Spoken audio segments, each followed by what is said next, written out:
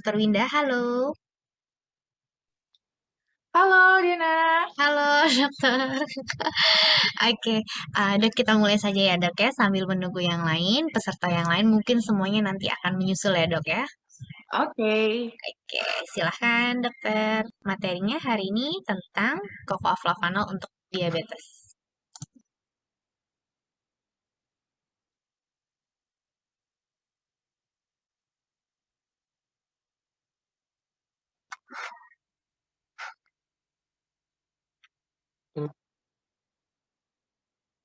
Sudah muncul ya dok ya? Ya, udah muncul. Silakan. Oke, terima kasih Diana. Selamat siang nih teman-teman semuanya. Wah, ini lagi sepi nih ya. Ini kayaknya Selamat apalagi di siang, Dok. siang Pak Ote. Gimana kabarnya? Sehat kan Pak? Iya, sehat, Dok. Ini dari Tenggarong.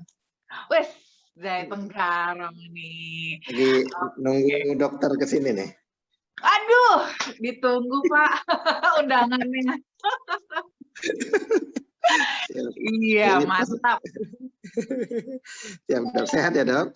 Sehat terus Iya, pastinya ya bersama amin. Flavanol yang pasti. Nah, Bisa. ini kita sambilan mulai aja nggak apa-apa ya, sambil Baik, jangan Dok. Baik, yang mungkin silakan. masih ada di jalan atau lagi nunggu koneksi dan segala macam ya sudah nggak apa-apa. Kita mulai aja. Topik yang mau saya bawain hari ini itu adalah tentang diabetes. Nah, ini lumayan banyak juga case ya kita dapat ya tentang kasus diabetes. Jadi biar lebih enak nih kita bahas tentang diabetes dulu supaya kita ngerti manfaat flavanol pada diabetes nih. Slide.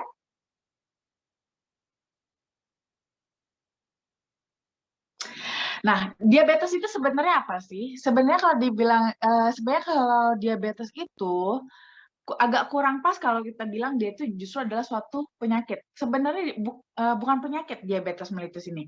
Diabetes mellitus ini justru adalah suatu sindroma ya atau suatu kumpulan gejala yang timbul pada seseorang karena terjadi peningkatan kadar gula darahnya.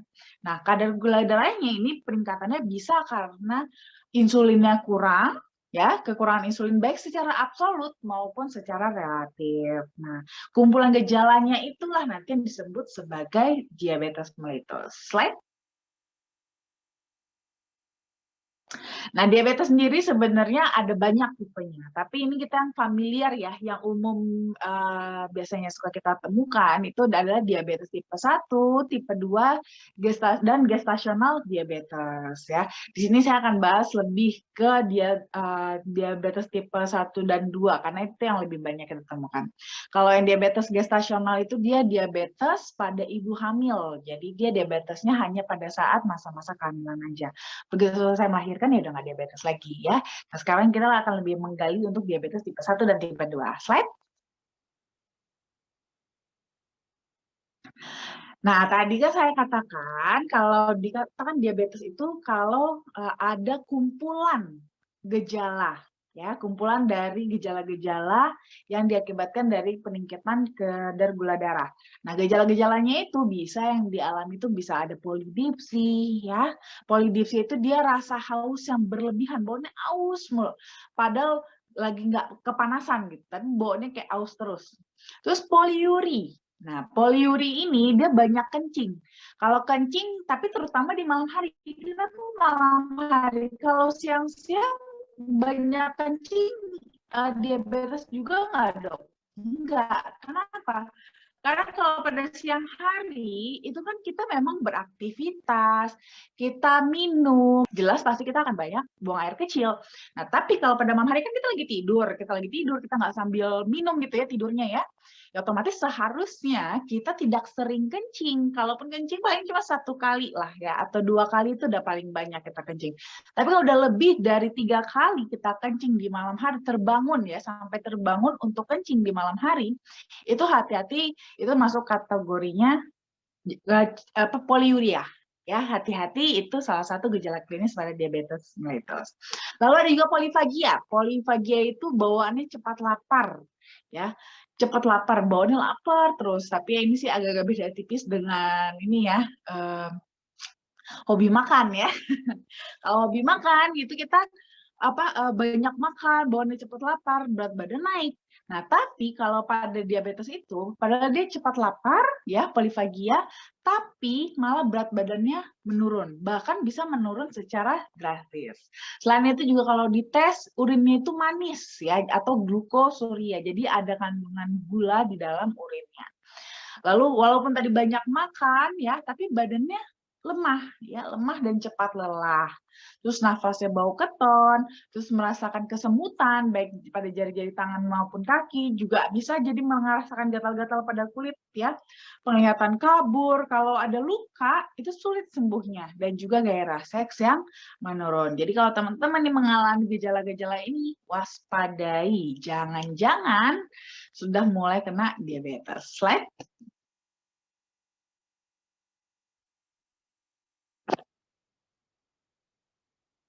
Nah, di sini yang mau saya bahas soal perbedaan antara diabetes yang tipe 1 dengan diabetes tipe 2.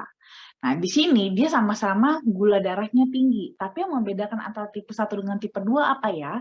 Itu terletak pada patofisiologinya. Ya, jadi kalau kalau kita bahas soal gula darah itu erat banget hubungannya dengan insulin. Gitu ya. Jadi insulin ini itu ibaratnya seperti kunci yang membuka gembok di dinding-dinding gerbang-gerbang sel kita supaya nanti pintunya terbuka. Lalu kalau pintunya kebuka, gula darah dari dalam darah itu bisa berpindah masuk ke dalam sel untuk diolah, untuk dimetabolismekan gitu ya. Jadi nggak numpuk di dalam darahnya karena dia terjadi perpindahan ke dalam sel sehingga di dalam darah bisa terjadi penurunan kadar gulanya. Dan di sini inilah yang letak perbedaan pada diabetes 1 dan diabetes tipe 2. Kalau yang tipe 1 itu insulinnya atau kuncinya itu kurang gitu ya. Jumlah kunci yang dihasilkan itu kurang. Jadi memang ada masalah pada pankreasnya. Pankreas itu dia kurang dalam memproduksi insulin. Otomatis karena insulin yang diproduksinya lebih sedikit, otomatis berarti gembok atau gerbang yang bisa dibuka jadi otomatis lebih sedikit. Gitu ya. Karena lebih sedikit berarti kecepatan perpindahan gula dari dalam darah ke dalam sel itu juga otomatis jadi lebih lambat. Sehingga gula darah bisa berpotensi untuk menumpuk di dalam darah gitu ya. Nah, sekarang bedanya dengan yang tipe 2, kuncinya banyak nih ya, insulinnya banyak, cukup sebenarnya. Nah, tapi insulinnya ini atau kuncinya ini itu nggak match dengan gemboknya. Gitu, karena nggak match dengan gemboknya, sehingga nggak banyak juga, sama juga ya, tidak banyak gerbang yang bisa dibuka. Otomatis gula darah jadi tertahanlah di gula, glukosa itu bisa tertahan di dalam darah, nggak bisa masuk ke dalam sel tubuh kita. Jadi di situ letak perbedaannya, ya. Kalau tipe 1 memang insulin yang kurang. Nah, kalau yang tipe 2 itu insulinnya ada cukup tapi nggak bisa buka pintu gitu ya. Sehingga kedua-duanya sama-sama mengakibatkan gula darah menumpuk di dalam darah, nggak bisa masuk ke dalam sel. Slide.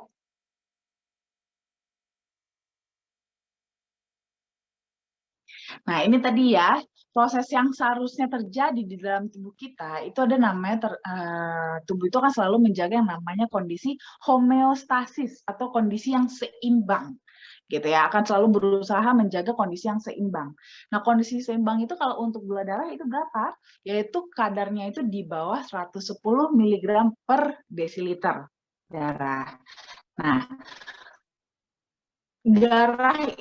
gula itu kan kita pakai terus-terusan, ibaratnya kan dia merupakan salah satu bahan baku untuk menghasilkan energi. Untuk menghasilkan energi itu gula yang di dalam darah akan diambil. Nah, akan diambil ke dalam sel, baru nanti di dalam sel dimetabolisme menjadi energi. Sehingga pada saat kita lama-lama di dalam darah ini, gula ini bisa makin lama makin menurun. Karena kan diambil terus untuk kita pakai kerja. Gitu ya. Nah, pada saat kita nanti menurun gula darahnya, itu akan merespon ke otak kita. Nah, direspon ke otak kita, kalau gula darah kita kurang, itulah yang akan kita persepsikan sebagai rasa lapar. Nah, makanya nih kalau teman-teman tuh ngerasa, aduh lapar deh, jangan-jangan nih gula darah lagi menurun. Gitu. Suatu respon tubuh untuk mengembalikan lagi posisi homeostasisnya tadi itu. Nah, pada saat kita tadi respon lapar, ini kan bisa dua respon, ya kan? Bisa kita langsung makan, bisa juga kita belum tentu langsung makan. Mungkin entah lagi di tengah pekerjaan, seperti itu kan. Tapi apakah kita langsung pingsan, lemes? Enggak juga. Nah, jadi kalau seandainya nih, pada saat kondisi lapar tadi kita langsung makan, itu yang akan terjadi adalah kita langsung makan, maka gula darah kita akan langsung tinggi jumlahnya. Nah, langsung tinggi, langsung naik kan gula darahnya. Pada saat gula darah kita naik, kita tadi punya pankreas kita itu akan menghasilkan yang namanya insulin. Nah, insulin inilah tadi yang akan jadi kembali berproses. Insulin inilah yang nanti akan membuka gerbang-gerbang atau gembok-gembok di dalam sel kita. Yang dia buka itu ada dua tempat. Yang pertama yang dia buka adalah pintu-pintu di sel, belum. Back lagi, pintu di sel otot kita. Ya, pintu di sel-sel otot kita supaya gula itu bisa dimasukkan ke dalam sel-sel otot, diproses menjadi energi. Tapi kan nggak semuanya bisa dipakai, nggak semuanya perlu dipakai untuk si sel otot. Sisanya yang tidak terpakai oleh sel otot itu akan disimpan di liver gitu sebagai cadangan kalau nantinya dibutuhkan. Nah, karena terjadi perpindahan ini, lama-lama gula darah yang tadi sempat tinggi karena kita baru habis makan, itu lama-lama akan menurun lagi sampai ke kondisi normal. Seperti itu. Nah, itu kalau seandainya teman-teman begitu ada respon lapar di otak kita, itu langsung mengisi ulang dengan makan. Nah, tapi kan kadang-kadang kita nggak langsung makan nih, ya kan? Mungkin lagi di tengah jalan, atau mungkin lagi di tengah pekerjaan, atau ya pokoknya nggak bisa langsung makan deh, gitu kan? Nah, itu akan terjadi respon juga di dalam tubuh kita, karena nggak langsung diisi sesuai yang permintaan oleh tubuh. Nah, itu gula darah kita kan akan semakin turun. Nah, pankreas kita untuk antisipasi awal, dia juga akan mengeluarkan kali ini bukan insulin, tapi glukagon namanya.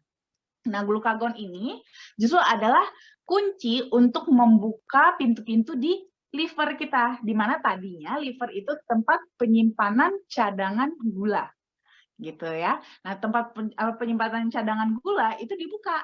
Nah, sementara kita belum dapat asupan yang dari luar, kita pakai dulu simpanan kita dari liver. Nah, dari liver ini gulanya ditarik, dimasukkan ke dalam darah, baru nanti yang di dalam darah ini akan ditarik kembali di sel-sel otot kita, untuk nanti diambil menjadi bahan untuk memproduksi energi. Makanya kenapa kita kadang-kadang tuh walaupun kita lapar, tapi kita masih bisa tahan nih untuk beraktivitas karena kita masih punya simpanan di liver kita. Begitu ya. Slide. Nah, ini ada beberapa prinsip ya penata laksanaan dalam diabetes mellitus. Slide. Nah, yang pertama, kalau umpamanya nih kita ditemukan gula darah kita naik gitu ya, itu kita nggak langsung minum obat. Ya. Biasanya yang kita lakukan adalah pertama kita akan merubah pola makan dan juga olahraga. Ya, diatur dulu diet dan exercise-nya. Gitu, nanti diatur dulu, kalau seandainya sudah kita lakukan dan hasilnya membaik, ya sudah tinggal diteruskan saja menjaga pola makan dan olahraganya. Tapi kalau seandainya kita dengan perubahan pola makan, dengan olahraga ternyata gula darahnya tidak membaik, baru nanti tahap berikutnya kita bisa memberikan terapi obat-obatan untuk menurunkan kadar gula. Nanti kalau obat-obatan ini juga tidak mempan lagi untuk mengontrol kadar gula darah kita, barulah terakhir kita berikan terapi insulin. Slide. Nah, memperkenalkan flavanol ya, yang diambil dari ekstrak biji kakao yang masih mengandung 80% kadar flavanol murninya, alaminya. Slide. Slide. Ya, oke. Nah, flavanol sendiri itu dia merupakan salah satu dari 6 kategori flavonoid yang merupakan subkelas dari polifenol. Di mana di sini kandungan flavanol yang tinggi pada kokoa itu sudah terbukti secara klinis bermanfaat untuk fungsi kardiovaskular kita. Jadi ini kalau seandainya kita mengkonsumsi kokoa flavanol, untuk jangka pendeknya kita akan mendapatkan manfaat terjadinya dilatasi atau pelebaran pada pembuluh darah kita. Tapi kalau kita rutin nih konsumsinya, kita akan mendapatkan manfaatnya sebagai antioksidan. Namun tentunya teman-teman, untuk mendapatkan kandungan flavanol yang tinggi itu juga nggak gampang. Harus menggunakan metode ekstraksi yang tepat agar flavanolnya nggak rusak. Slide. Nah, untuk penderita diabetes, itu biasanya kita melakukan intervensi diet dengan produk kakao yang mengandung flavanol, itu ternyata itu ada efek-efek yang menguntungkan, baik pada oksidasi LDL-nya, agregasi trombositnya, lalu terjadi juga efek pada sensitivitas terhadap insulin, fungsi endotel, dan juga tekanan darahnya. Nah, pada pasien diabetes, kondisi-kondisi seperti gula darah yang tinggi, itu kan dia kan terus-terusan ya, gula darahnya kondisinya tinggi, terus-terusan, terus juga berkepanjangan juga. Nah, kondisi ini itu tuh bisa merusak nitric oxide kita, sehingga ketersediaannya itu jadi makin lama makin menurun. Kalau nitric oxide kita kurang, ini akan berpengaruh sekali terhadap elastisitas pembuluh darah kita.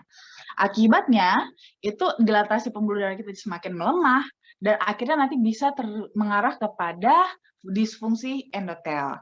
Nah, pada penelitian, itu setelah 30 hari dilakukan intervensi diet dengan produk kakao yang mengandung tinggi flavanol, itu sekitar di atas 371 mg flavanol 3 kali sehari.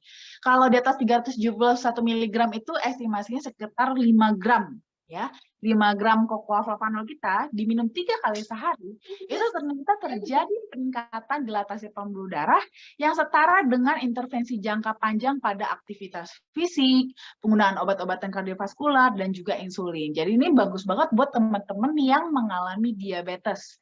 Seperti tadi ya, salah satu terapi diabetes bisa dengan terapi insulin, dengan obat-obatan, belum lagi harus disuruh olahraga, jaga pola makan. Nah, ternyata dengan 30 hari mengkonsumsi cocoa flavanol 3 kali 5 gram, itu punya efek yang hampir sama atau setara dengan usaha-usaha kita tadi untuk memaintain diabetes kita. Ya, seperti tadi olahraga, obat-obatan, dan juga insulin. Slide. Nah, selain itu juga di sini seperti tadi ya, kita tahu kalau flavanol ini cara mudah rusak gitu ya, kalau cara pengolahan atau ekstraksinya tidak tepat. Nah, di sini kita sudah punya paten ya dari produsen kita, yaitu Berkalabout, di mana metode yang mereka gunakan itu sudah mereka patenkan karena sudah dapat mempertahankan hingga 80% kadar flavanol yang ada secara alami, di mana kalau dibandingkan nih dengan cara-cara konvensional yang selama ini sudah dilakukan, itu berpotensi untuk menghancurkan kadar flavanol di dalam cocoa. Slide. Selain itu juga kita sudah dapat scientific opinion juga dari EFSA atau European Food Safety Authority, di mana kita bisa dapat klaim ya, dapat mengklaim manfaat produk yang di sini itu kita sudah dari penelitian yang sudah sangat banyak sekali ya, bahwa cocoa flavanol itu dapat membantu memelihara elastisitas pembuluh darah yang nantinya itu akan berkontribusi dalam mendapatkan aliran darah yang lebih normal. Slide. Jadi buat teman-teman, untuk maintenance itu sebenarnya pada dasarnya cukup 5 gram sehari, itu bisa mencukupi kebutuhan tubuh kita akan flavanol. Namun tadi ya, seperti sudah ada juga dikatakan dalam hasil research, buat teman-teman yang memang kebetulan mungkin ya sudah mengalami diabetes, atau ada saudaranya, kenalannya, prospeknya yang mengalami diabetes, boleh dianjurkan untuk mengkonsumsinya mulai dari 3 kali 5 gram, supaya efeknya bisa semakin lebih baik juga dan semakin mendukung usaha-usaha kita untuk menjaga kadar gula darah kita lebih stabil.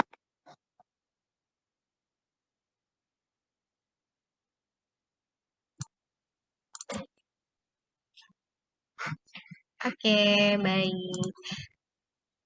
Terima kasih Dokter Winda untuk materinya hari ini, luar biasa sekali ya Dok ya, mengenai diabetes. Sepertinya diabetes ini penyakit sudah yang umum sekali ya Dok ya, karena penyebabnya banyak sekali. Seperti yang tadi juga sudah dijelaskan oleh Dokter Winda.